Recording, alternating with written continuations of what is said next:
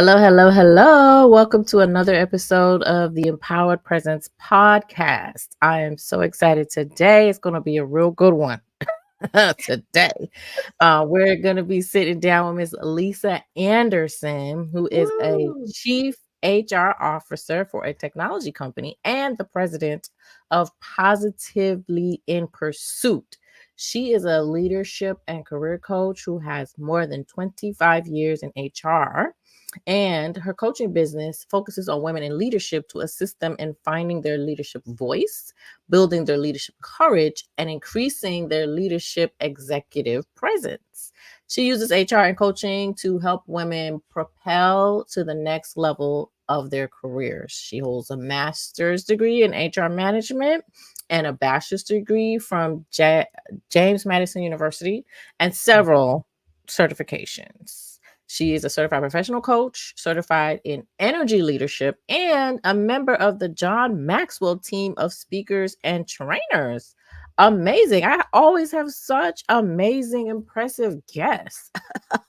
Well, thank you so much. Thank you for having me. Yes, ma'am. Now, when we spoke a while back, we talked a Mhm. little bit about like your experience in corporate, and seems like you've done really well. You're in executive position at CHRO now, but it wasn't always so Woo! so good, Yes. right? When we spoke, you mentioned like sitting in a meeting, looking around, feeling like you was in the twilight zone. Yes. I went through that. Tell us about that. How you Ye your journey. yeah, so climbing and I decided to climb up, the corporate ladder. A lot of women, they may not climb. But early on in my career, I wanted to climb. So here we go climbing. And I was able to get some great experiences. I got to the vice president level. I had just got promoted to the VP level in a division of a mid-sized organization, and I lost my voice in meetings, Mm. which was like the scariest thing for me because I never lost my voice.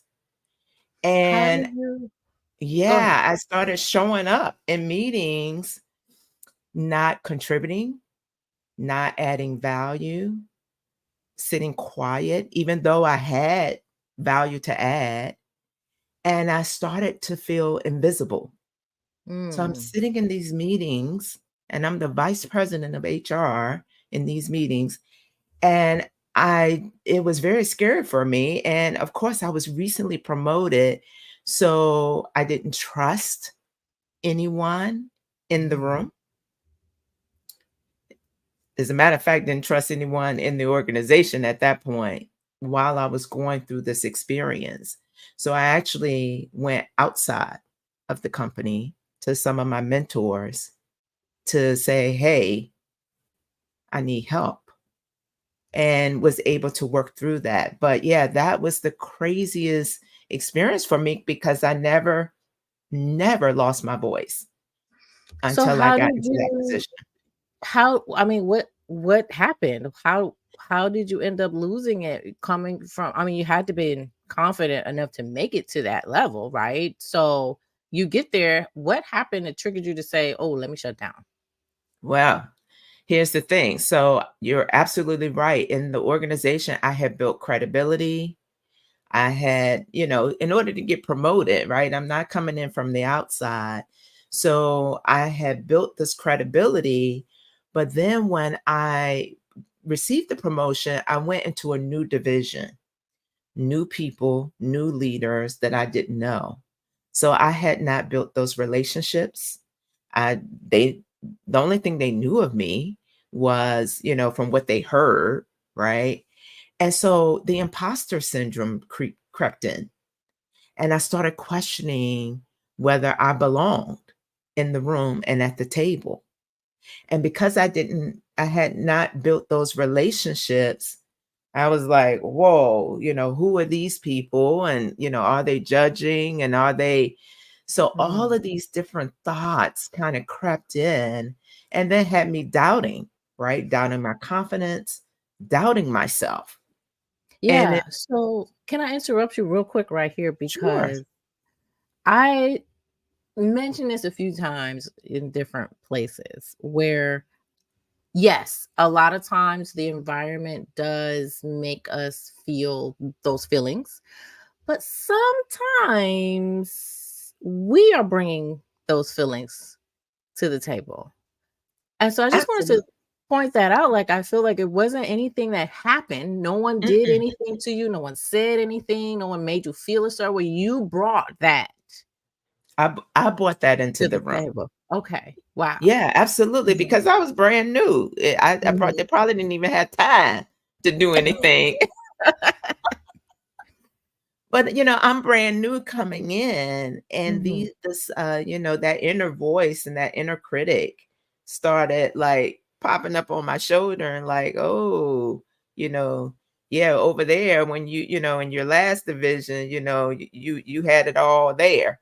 You had it going on and everybody knew you and knew Mhm. and now over here in this new division, the folks don't Mhm. know who you are and should you really be here? So that voice that we all Mhm. have, right, was getting the best of me in my new role, you know, in this new division. When you're brand new coming in like that, that's the first thing you want to do is build the credibility and Right. build the relationships. And it really had me doubting myself. The only way I was able to make the shift, I had and I tell people I had it's almost like a spiritual uh experience that shook me out of it. Because as I'm in this division and I'm coming in at a critical time, one of the meetings that I, was a part of, we had made a decision to close one of our business lines. And that was going to negatively impact 100 employees and their families. And I sat quiet in that meeting, feeling Mm. invisible. And when I left the meeting, I'm heading back and, heading down the hall back to my office. And a voice whispered to me in my ear. The voice said, "It is not a mistake." And Hmm. I turned around looking to see who behind me. And I went in my office and closed the door. And the voice said, "It's not a mistake. You're in the room. Take care of my people." Hmm.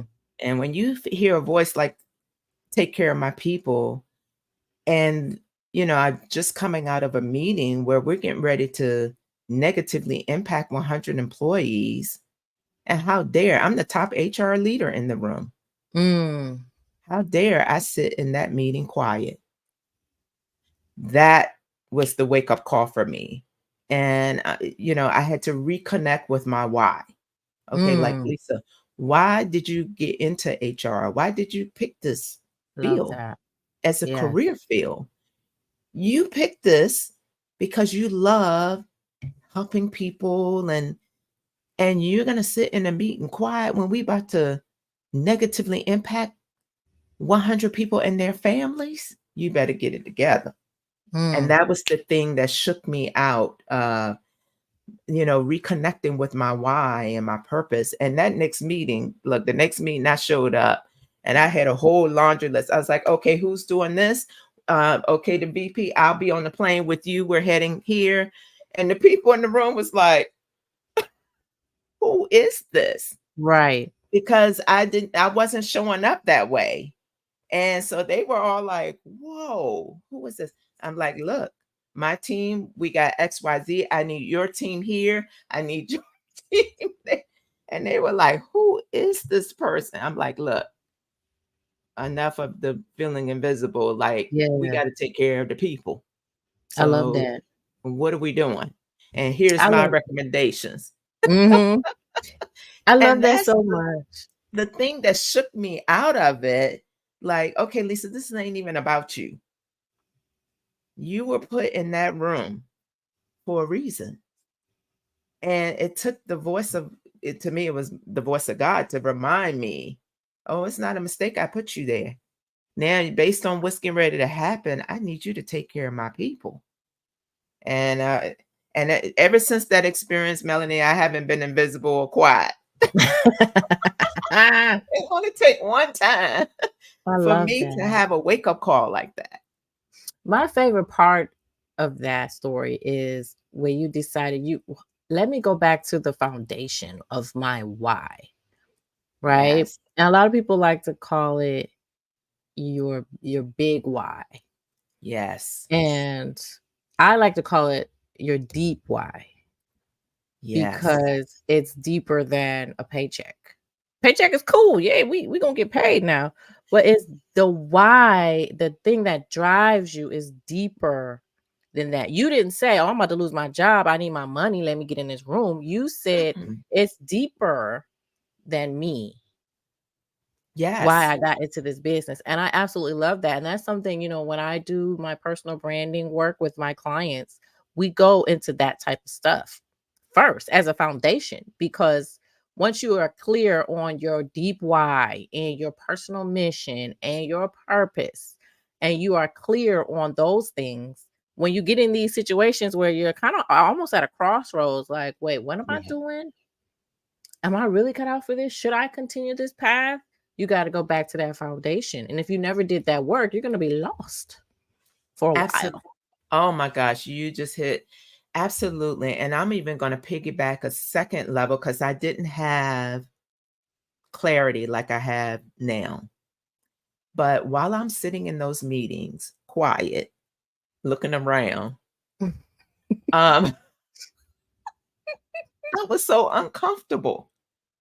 I was so Mhm. uncomfortable. And I couldn't put my finger on why I was so uncomfortable sitting there looking around until I did my values work Mm. and realized that one of my top, and I always, when I work with my clients, we talk about your top 5 values. One of my top 5 values is connection. I'm sitting in a meeting or several meetings, all the meetings. I'm sitting in Mhm. meetings quiet, not connecting with nobody in the room. I'm just sitting there looking around, having meetings in my head, connecting with the voices in my head, like, and back then I didn't understand, and I would, when I left the meetings, I would beat myself up, like, what's going on Mhm. with you? You had something to add and value, like, Right. so I was beating myself up, like, what's going on? Why are you not, and I'm uncomfortable and I'm awkward and I'm trying to Mhm. figure out what's going on. And once I got clarity on my top 5 values and connection being a strong value for me, then I was able to roll the movie back. And it's like, dang, come on. Mm. No wonder I'm so uncomfortable. So anytime I get that feeling, I have to gut check my 5 values. Because ever something has either violated a value, have rubbed up against it. I'm not honoring that value in some kind of way in my behavior or what I'm doing.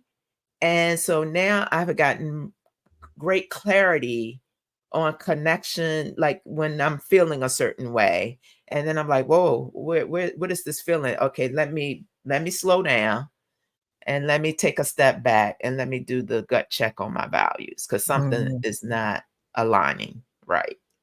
Yes. And I think that type of work is so important. We go over values as well with my clients. Mm-hmm. And a lot of times it's like, huh, I didn't even realize that. We don't do this work. It's not something we do on a day to day. We don't, we go through life. And I wrote a LinkedIn post about this the other day where we go through life, we go to school, right? We learn how to Mm-hmm. count, learn how to read. We go through, okay, let's go to college or let's get some degree, let's get some certification. All right, now let's go get a job. But nowhere in that path do we learn how to self reflect, how Right. to sell ourselves, how to be confident, how to position ourselves, how to, you know what I mean? All of these skills that we need to now apply the knowledge into the real Yes. world is not a part of the trajectory of the path that who knows who has set up for us. Right. And look, and especially if you are a high achieving woman, and I consider myself a high achieving. A lot of times I'm just going through trying to check the box, Right. hit the goal, right?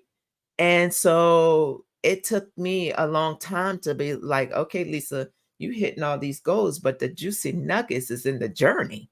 Mhm. You're not even paying attention to the journey. You out there trying to check all the boxes.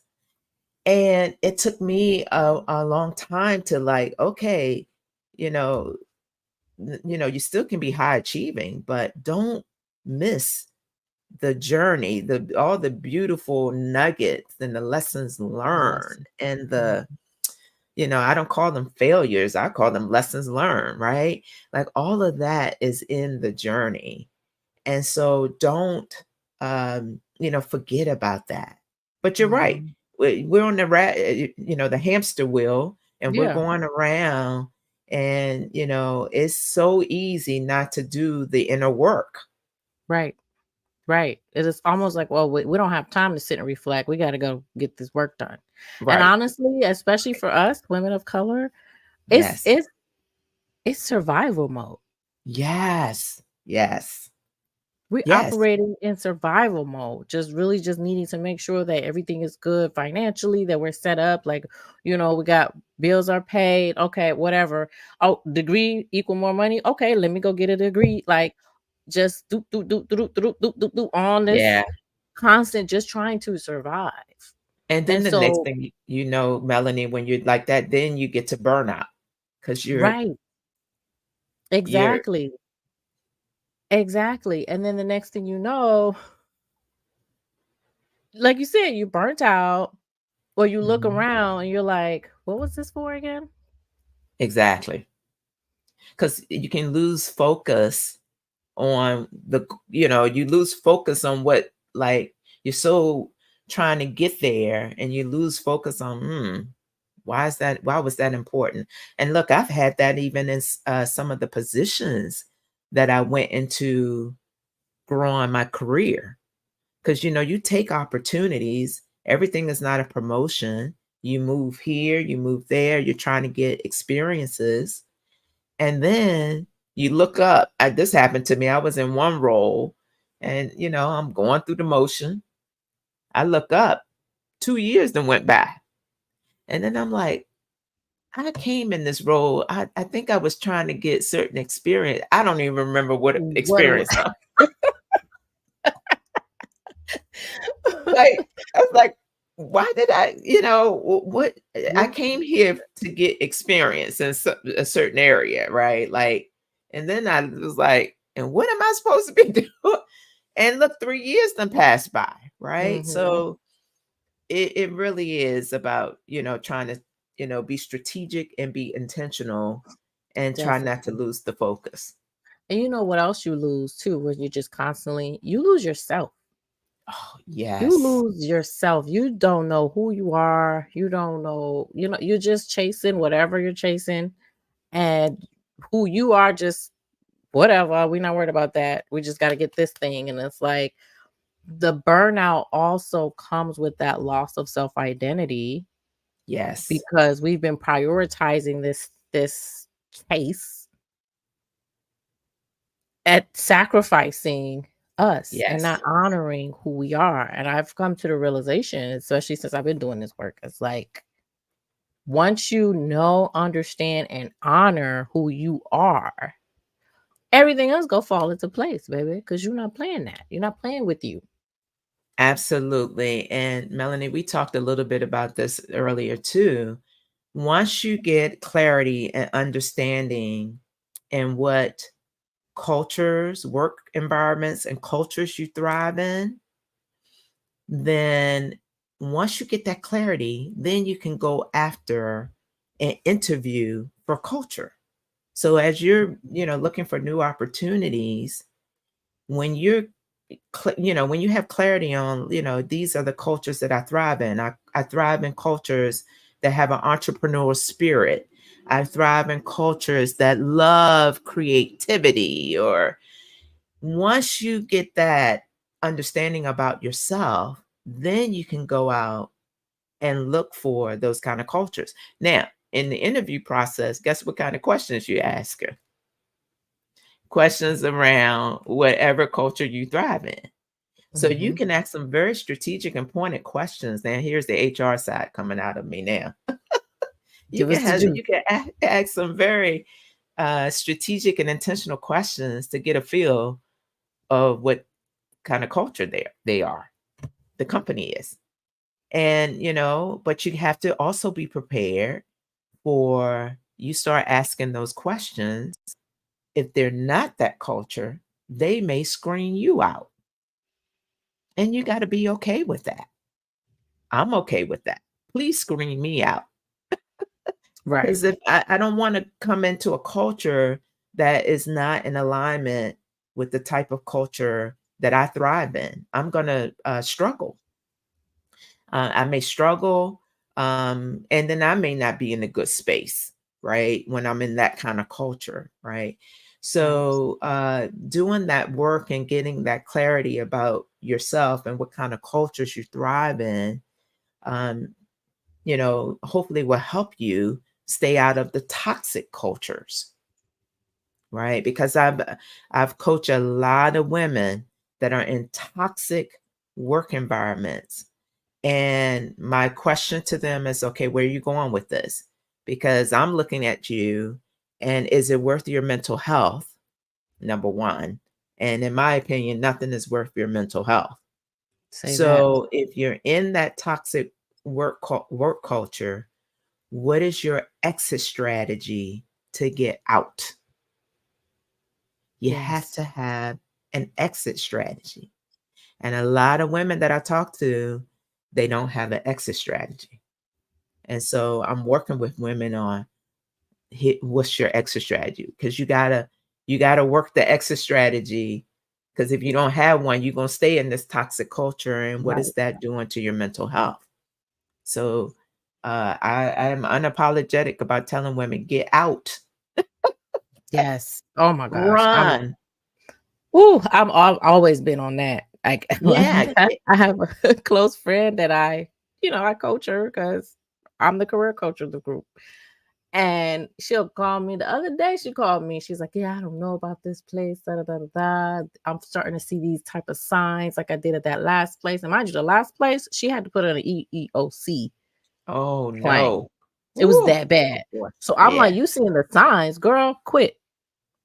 She like laughing, like, "You always say, cause why are you sticking around? There's so many more opportunities." And she works at a reputable company. I'm like, now you work there, you can go work wherever. Get out. Now, I agree. Now, I understand we got bills to pay. As Yeah. I get it. We can't just quit our jobs, but that's why you're working this exit strategy at the same time that you're there, because the goal is to get out. Like Yeah. not, and we can't just quit our jobs without another job. But Yeah. in some instances, I've seen women endure. We stay. We And then stay to the detriment of us. we stay and then claim it as a badge of honor that we endured that. Yeah, now see that part, because you're gonna see smoke behind me. Some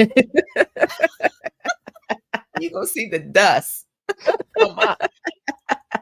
And it could be for where I am in my career, the stage that I am in my career, right? I'm a later Mm, stage. But I just have, the low tolerance, yeah.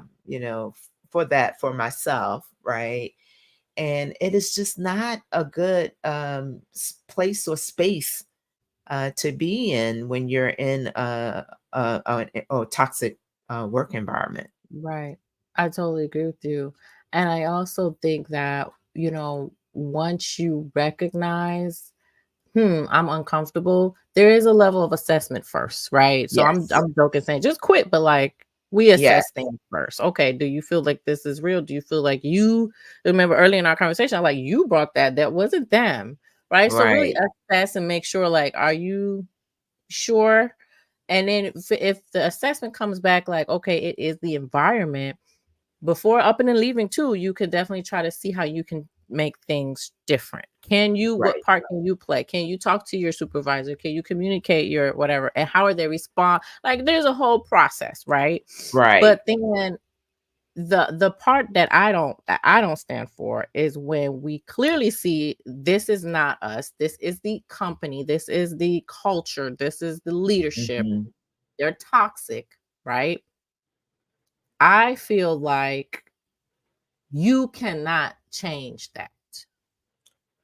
You, but on your own, cannot change that entire company and how they work and how they're Oh, structured and how they you're so absolutely right. therefore, right? So therefore, it's okay to find a company that embraces you. Absolutely. And there are companies out here that you will embrace you, that have work environments and cultures that you specifically can thrive in. And the other big one is you got to have the right leader, your manager. Yeah. You got to have the right manager, because sometimes your manager, that leader, is this a person that you can work for and work with?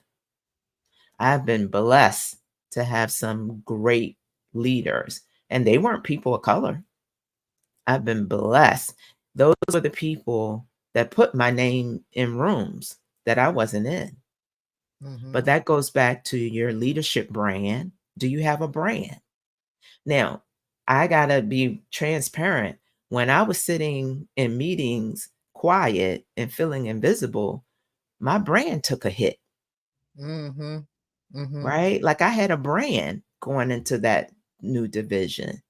And, everybody, the leaders had heard of, through my brand, oh, Lisa Anderson's coming over. Then I'm showing up in the room in a different way. And they're like, wait a minute, this don't align with the brand.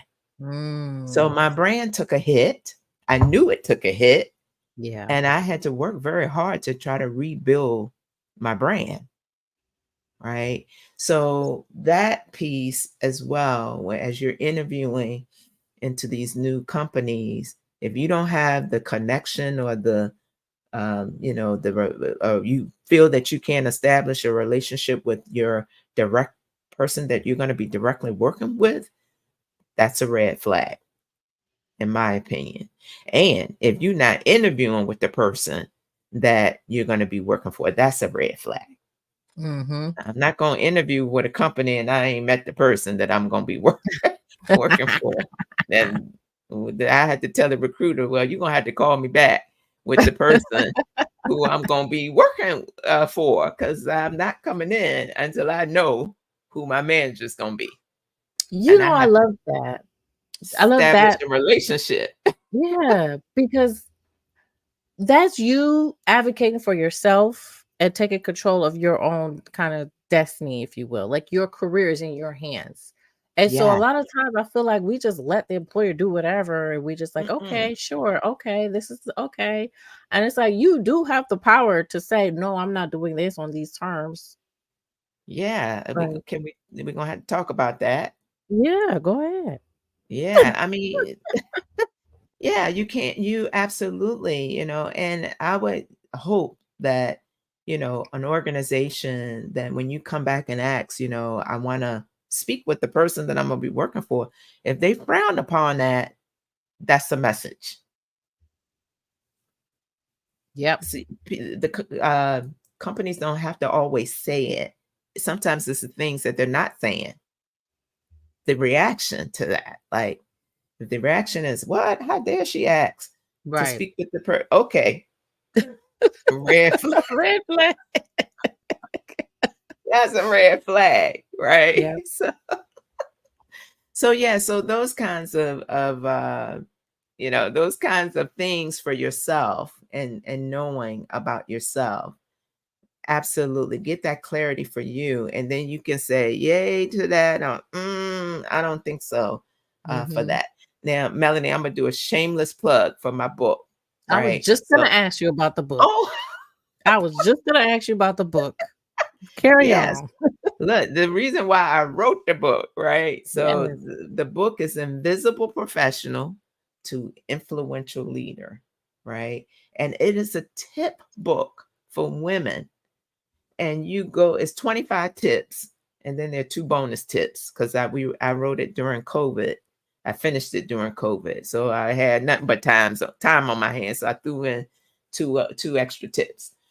But it's a workbook, and it forces you to go through the tip and then what the action and then the reflection for each Mhm. tip. And I'm asking women these questions like, how do you deal with conflict? And I tell my story about how I've dealt with conflict. But, here's the action and here's the reflection, right, for each tip. And so those some of the questions that we're talking about, I address through some of the tips in the book. Love that. So how did you decide, you know what, I'm gonna start this coaching business? Hmm. What transpired, or what, epiphany did you have to make you decide, you know what, I'm gonna start this? Absolutely. That's a great question because I got to a point in my career where I was like, okay, what's next? And I, start thinking about the parts of my career that I enjoy. I really enjoy, as a leader, helping my team develop. Like, I get excited, like, even today, like, the HR people, that I managed years ago, now they are director of HR, VPs of HR, other CHROs, right? And I just enjoy that piece of it. So when I start looking at, okay, Lisa, what's next for you? The coaching piece was I've always enjoyed coaching and mentoring. And so that's what made me decide to go after the coaching certification. And then I sat on the sidelines. I talk about this in the book. I sat on the sidelines for 20 years because I always wanted to have my own, side business. And I sat on the sidelines for 20 years because of the fear of failure. Mm. Never would start the business. And through my coaching program, I had a peer coach. In these your coaching programs, you're coaching each other. And I had a peer coach that asked me one question that changed my entire life. Mm. And she asked me, Lisa, I'm curious. You've had so much success in your corporate career. Why do you not think you would be successful with your own business? I never thought of it that way. And I couldn't even answer the question. I told her, I said, I'm gonna have to we're gonna have to end the session. And I need to go and reflect because I cannot answer this question. And she was dead spot on. And she said, well, are you telling me you never had failures in your corporate career? And I said, oh boy, I've had Mm. lots of failures. And she was like, huh, well, how did you handle those? Mm. And I said, dust myself off, Mhm. get the lesson learned, get yourself back up, dust your stuff off, and you keep moving. And she was like, huh, do you not think your business you would do that? Changed my whole life. After I finished the coaching program, I said, you know what? Let me go, get my LLC established, go to the bank, get a business. Look, I don't know what I'm doing, but I've always figured it out. I've always We figured it out in None of corporate. us do. None of us Exactly. know what we're So, doing. like, and I just started taking baby steps. I was like, okay, I don't care. I sat on the sideline for 20 years.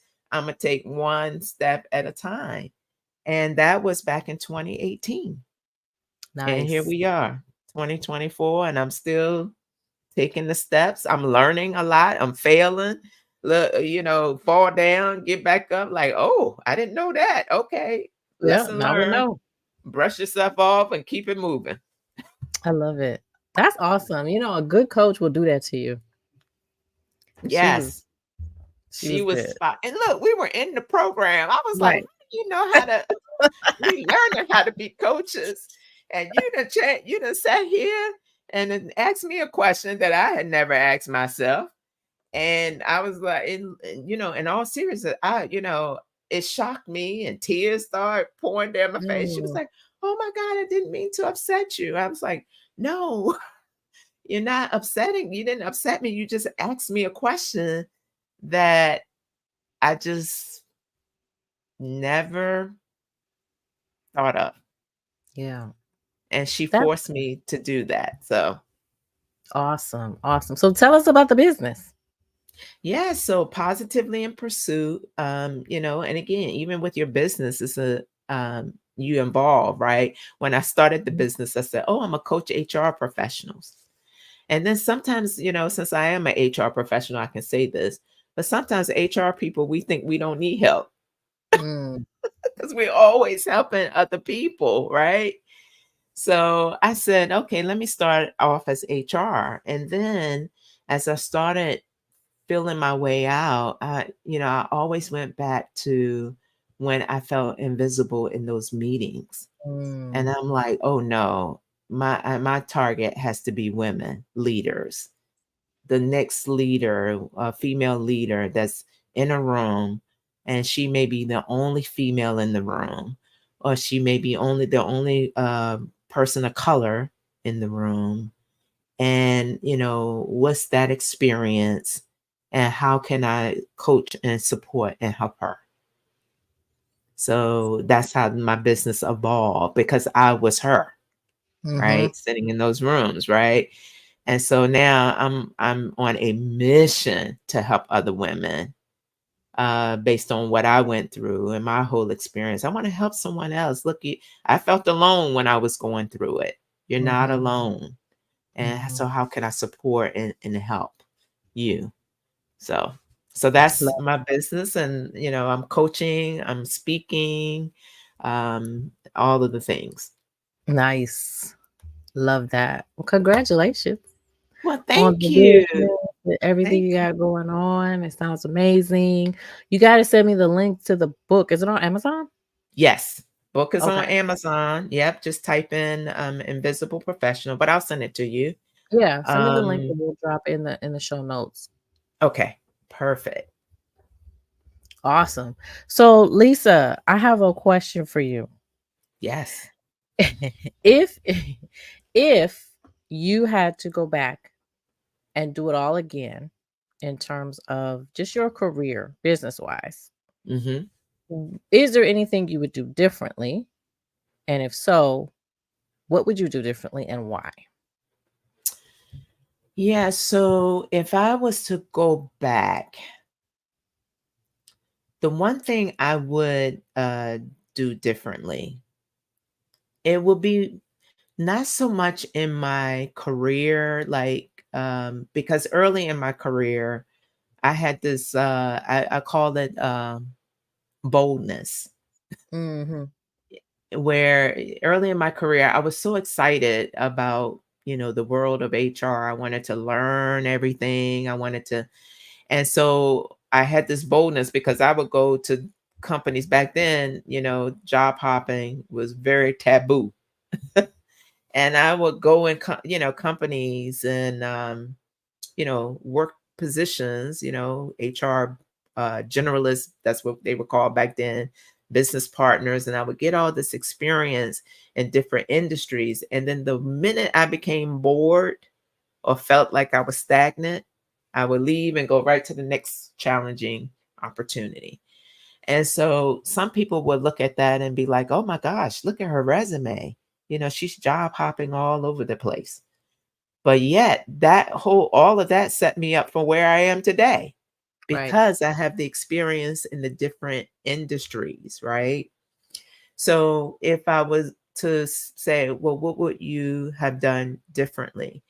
I probably would have um, not niched myself, but I probably would have spent more time in certain industries. Like I did that, but it was later in my career, right? I Mm, had already had 10 to 15 years in before I said, you know what? I'm settling down and now I want to focus into government contracting, which is what I am in today. But early, I'm telling you, early in my career, I did healthcare, I did grocery retail. I did nonprofits, HR. So I was like, whoo, mhm, all over the map. And people looking from the outside, it was like, what is wrong with this girl? Like mhm, she don't know what she want to do, even though she's all of it still HR, but she's just like bouncing from one thing to another. And that's where the boldness came in because I was unapologetic about it. mhm. And, I felt like, I know for me, I need, I can't be bored. I need the versatility. And as soon as I felt like, I done everything I'm supposed to do here, I'm like, okay, next opportunity. And so, I totally resonate with that. Totally eh, resonate with that. you know how Only they I say, didn't last that long in corporate. well, some people say it was chaotic, but then, but it had a method to the madness, but it Mhm. didn't look that way. Let me ask you this, because I see now a lot of people are saying job hop because of the earning potential. Do you feel like that was Mm. also a part of it? Like the more you move around, the more money you end up making? Yeah, but look, in certain instances, I did lateral. Okay. But absolutely, as I was climbing, then you Mhm. do. And that goes back to the organizations that you're working in. And this is something we discuss in our organization, my current organization. We don't pay the person. Guess what? We're going to lose them. And then it's going to cost us even more money to replace them.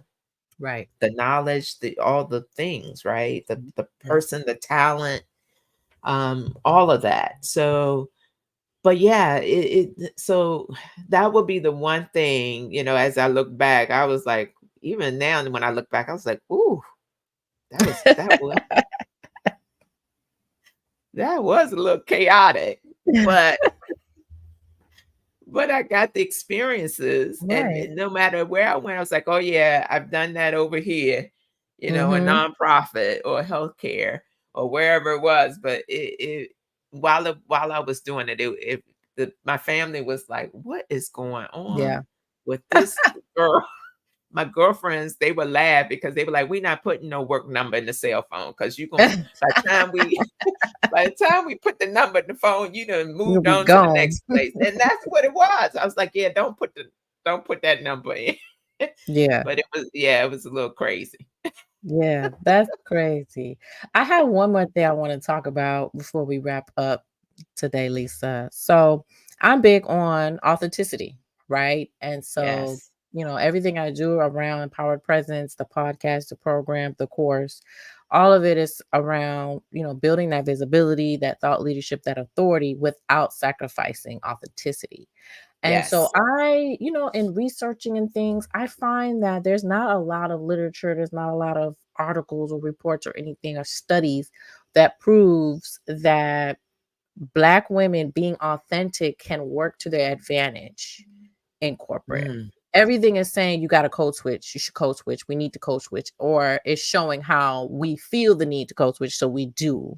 And so I'm trying to figure out, like, what if we don't code switch? What if we collectively decided we're no longer going to code switch and we're going to come to work as we are?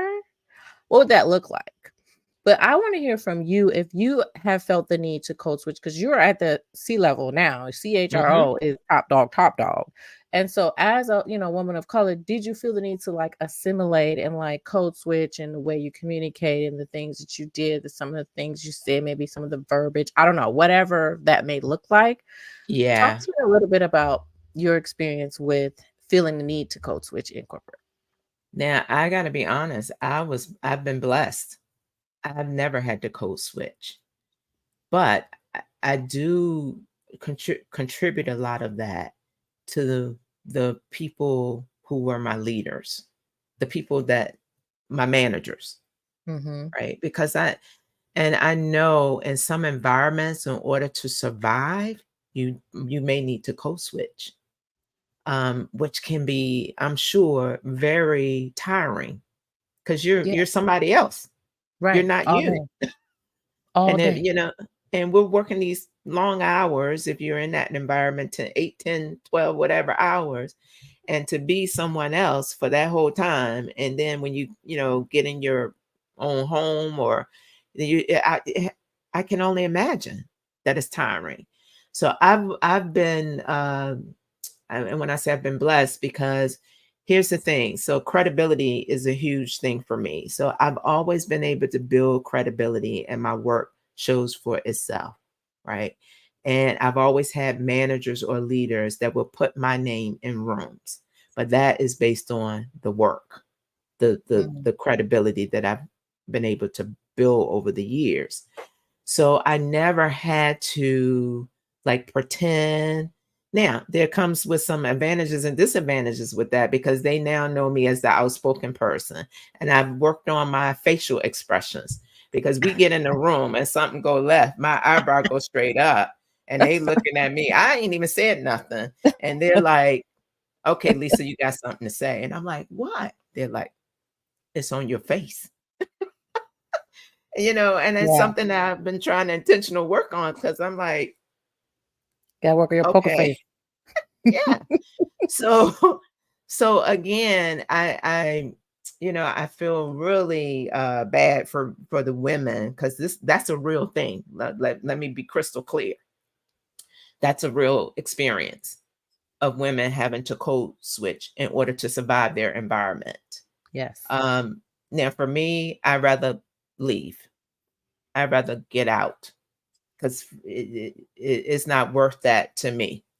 And again, based on my values, based on, yeah, if you can't accept me for the authentic me, then this is not the place for me, and I'm okay with that. I'm Yeah. good. I'm out. And so that's the way I've been able to keep true and authentic to me. And Melanie, I said this to you. Look, I'm not everybody's cup of tea, and I'm okay with that. Yeah. Love it. Okay, so Awesome. when you find more research, send it my way. I'm gonna be doing I, the research. oh, you're doing the research? I'm trying to do the research. Yeah, Okay. I wanna do a white paper, and so I'm looking for, folks like you who felt like it worked to your advantage to be who you are and be able to and how you navigated that. Because I wanna show more of us, like, you don't have to do this. Like, there's another way that will be more conducive to you being free and not feeling always like you have to be this other person just to survive, like, or just Yeah. to be able to pay your bills. This is what we have to do. Like, I Mm-mm. no longer want to subscribe to that belief. And so I'm really wanting to put it out there to us collectively, like, y'all, let's stop. Let's just stop. Yeah. And but it's a lot. I'm just saying just stop, but it's a lot deeper than that. And so I really want to kind of go deep into the trenches of this thing. Yeah. And To me, the two things, Melanie, as you're doing that research, the work environment yeah, or the work culture, and then the direct leader. Because I've always had managers or leaders that accepted me for me. right. I didn't have to code switch, right? But look, that doesn't mean you still have to be open to feedback and all of that. So I'm Of not course. talking that. But yeah, I've never had to pretend to in order to get, like, it is what it is here. Like, take it or leave it. But you got to have that finesse. You have to have that confidence to be able Right. to articulate and communicate. And credibility has taken me a long way. And I've always taken the time, no matter what company I go into, to really take the time, build relationships, and build credibility. And that has taken me straight to the C-suite. Love that. Amazing. Hopefully you're an inspiration to someone that's hearing this. I hope so, because I don't like my women. I don't Yeah. like, and you've seen it too, Melanie. Some of the women we're coaching, Yeah. it's just like I want a big hug. I want to hug them because they've been through Yeah. so much trauma and Yeah. so much. And it's like, oh my goodness, let's rebuild, now that you've been broken down, Yeah. you don't have to stay in that state, but how do we get you ready for your next? And Right. let's make sure that your next is going to be, some a place that you can thrive in. Right. Yep. And understanding what that looks like, Right. Because all if of we don't that. have clarity, it's hard to go after something and you don't have the clarity on what, what you need. That's So right. that's very hard. Yeah. Well, Lisa, if someone wanted to chat with you, work with you, get into your space, get your book, like tell us how they can connect. Yes. So thank you. I see the website is scrolling across. So I am on my website is positivelyinpursuit.com, and I am on LinkedIn, Instagram, IG, and Facebook under Positively in Pursuit. And then my book, which is kind of behind me there, that is available on Amazon. And I look, one goal I've been trying to do, I finally got it accomplished. It's on audiobook, Oh, wow. even though it's not my voice. I didn't I have love time to it. record it, but we got it done.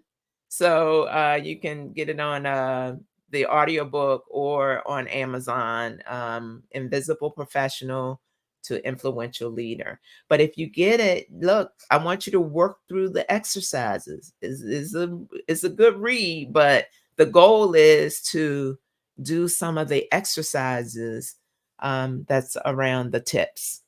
So. Love it. Oh, But and you know what, Melanie, I forgot to bring it up. what's that? I also have the YouTube series called Pulling Back the Curtain, where I'm helping women on their exit strategies. So we were Love talking it. about that earlier. Yes, I did a series for Women's History Month, and it's out on my YouTube channel, Lisa Anderson. And it's little videos on some of the things that you need to have in place when you're putting together your exit strategy. And I'm coming from an HR perspective because that's all my experience. And I'm used to being on the other side of the table. So that's why I'm pulling back the curtain and sharing some nuggets around exits and Yes. strategies.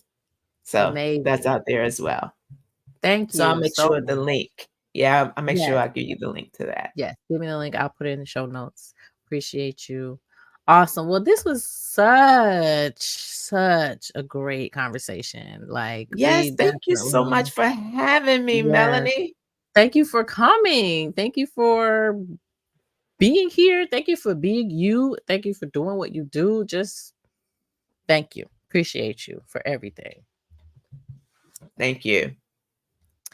All right, guys. So, this has been another episode of the Empowered Presence podcast. If you enjoyed this episode and you want to help support the podcast, subscribe, leave a rating, leave a review. We're on YouTube, subscribe there. We're on Apple, subscribe there. We're on Spotify. You can subscribe over there. Wherever you want to subscribe, go ahead and do that. Leave a review as well. Again, if you enjoyed the conversation today.